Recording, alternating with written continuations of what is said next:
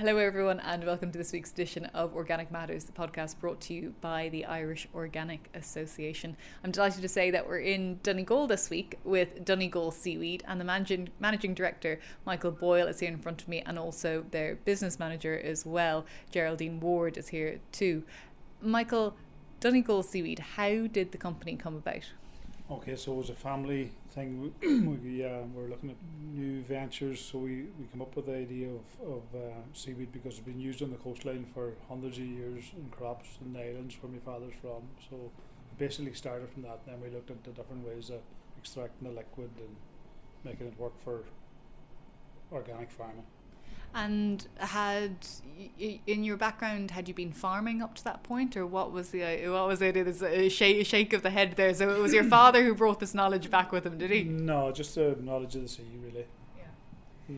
Nothing in farming. My brother would have been involved in farming. But did you sense, was there a demand for it? I mean, what year did you guys actually start up? 2015. And 2015, did you put feelers out into the marketplace, and were they positive, or were people kind of looking at you going, what is seaweed fertiliser? No, it was positive. It was positive, yeah. Yeah. So, yeah.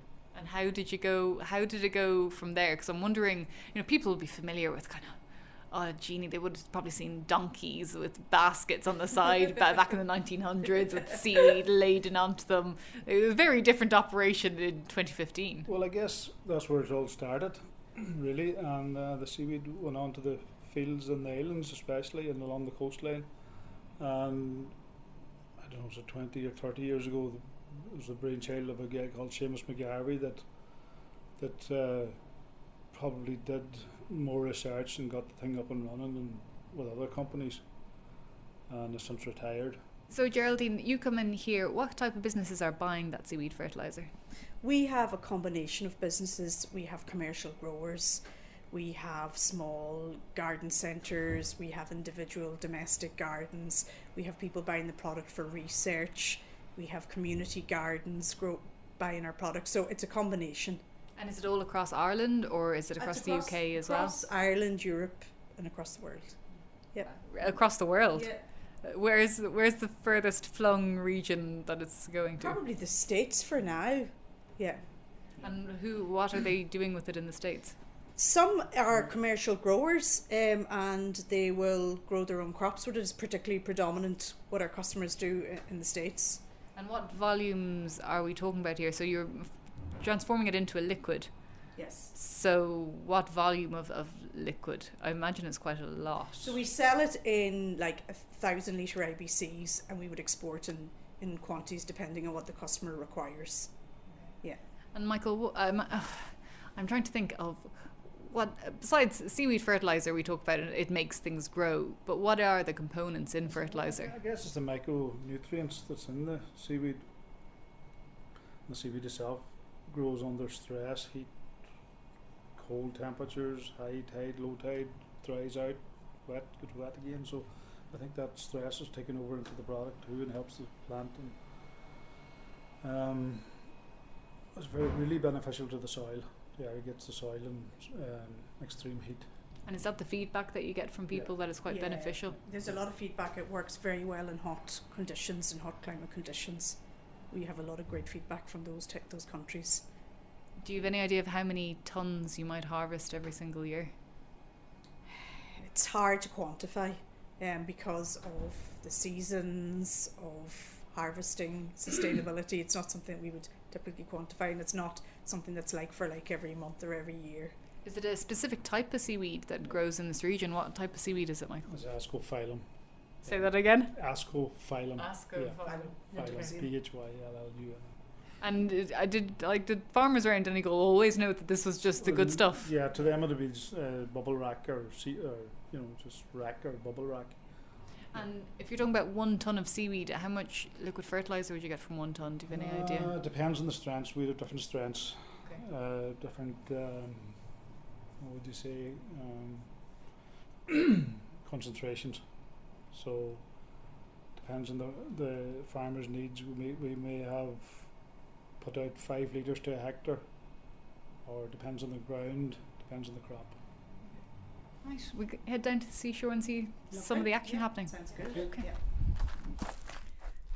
So we're just walking down into the harbour now. Michael, where are we? Where have you brought me to? Right, so this is a little harbour, or a little pier we have ourselves for storing the seaweed, and as it's been stored here, and as you can see, it's caged off with a big swinging door, and we store the seaweed here, so that washes all the sand and grit out of it while it's been floating here in this little slipway, and then we take it from here up to the factory and we wash it again in fresh water. So 2 big high concrete walls, and like you said, just a stone slipway down into the sea, and big netting. It nearly looks like kind of goalposts or something like that, all netted up, and the seaweed comes in and that just clears it and washes it out. Yeah, we store what the harvesters take in, we will store it down here, let the salt water get in through it and wash it, and then we wash it again. Yeah. And you mentioned earlier, I think, that your father had come from the islands near here. Are we able to point to them? Are we able to see them from here? Yeah, you can see it from here. It's just that island there in the distance. That's and nice. Then Armore's at the back. So that's Rutland Island, then you have Armore at the very back of it. It's quite a brave thing to do, because I've been driving around Donegal the last couple of days, and what hits me is the beauty of the place, but also the amount of houses that have been abandoned as well. So setting up a business in rural Donegal, it's quite a brave thing to do, especially when there's family connections and family ties. There's a lot riding on it, isn't there? Well, there is, but they're starting to come back, and then there is a lot of people that always been harvesting seaweed for a semi-state company not far from here years ago, and they would have been taking in the stuff and drying it, a big furnace effort, but since closed down, so this is probably a replacement in the area for them. Geraldine, you had been saying as well that you had come home, you'd been working abroad, so something like Michael's doing in terms of kind of providing this kind of economy here, that's really helpful for people like you who want to come home, isn't it? Absolutely. I think it's great to be able to come home and work in such a diverse business, because it's I love the sea, I always have done, and it's related to the area. You're doing your best for local businesses, and you're doing the best for your community through local businesses, and I'm very grateful to work for Donegal Seaweed. You're certified by the Irish Organic Association. Why did you want to be organic? What niche was that going to give you?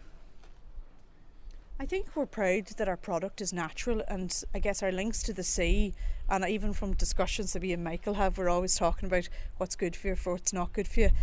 We kind of pride ourselves on the fact that our product is natural, and we want that what we should provide that goes into the biostimulants for crop growers, for fertiliser, etc., is ingested by human beings. So we want to make sure that what we provide is good for the whole economy of producers and food consumers. And does that make a difference then to your customers as well? Are they looking for organic seaweed fertiliser? Yes, definitely. They're all looking for a replacement for the high cost of fertiliser now at the moment. So our fertiliser is a multi-purpose, so it covers a lot of area where you have amenities, and you could have golf courses, football pitches, and then you go to the commercial growers, and you have grazing, grasslands, so it covers a multitude.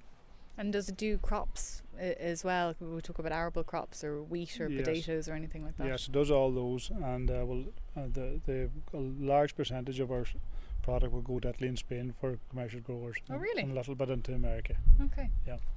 And we're looking at this bubble seaweed, I think you called it earlier.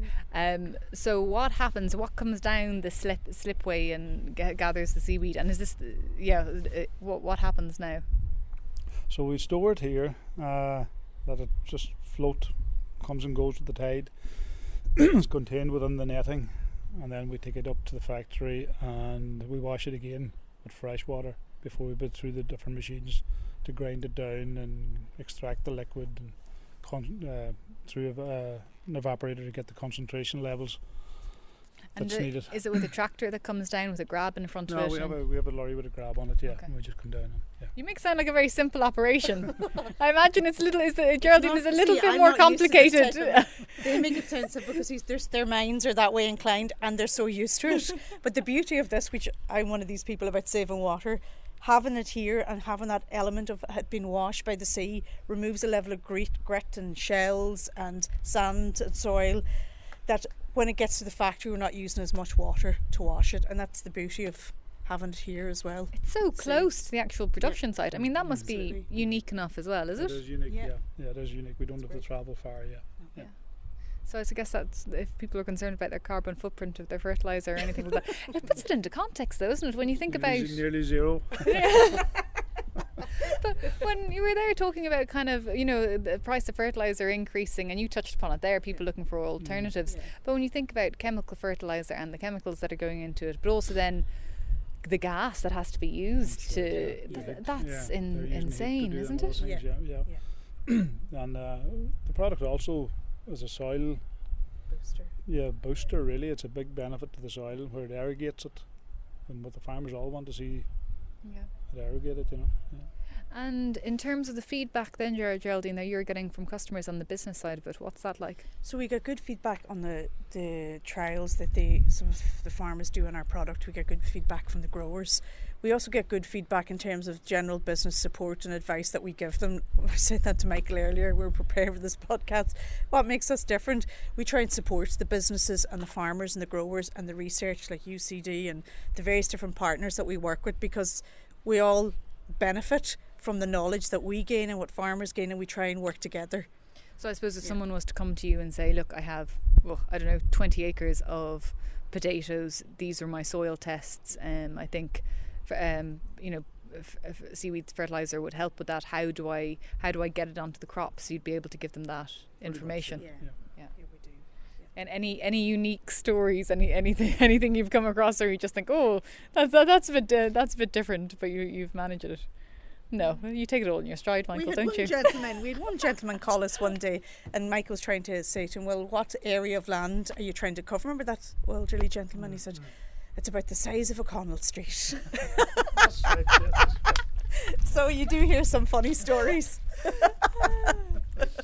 So for people now listening who might be interested in getting your fertiliser, what's their first port of call? Where do they go? They can buy it online on our Donegal Seaweed website. They can call us up. Our details are on the website, and we also have a Facebook page and a LinkedIn page. And just to give people a range of the sizes, what's the smallest and what's the highest? So we have two different product segments. We have the retail products, which are sold in 1 litres, 2.5 litres, 5 litres and 10 litres. And then we have our commercial product, Sea Hydra, which is sold in 20 litres, 200 litres and 1,000 litre ABCs. Okay, that's great. Thank you both very much indeed. Thank you for coming to Donegal. Well, my pleasure. For everyone listening, you've been listening to Organic Matters, the podcast brought to you by the Irish Organic Association. For more information about organics, you can go to their website, www.irishorganicassociation.ie. But for me, Hannah Mulligan, thank you very much for tuning in, and hopefully we'll see you next week.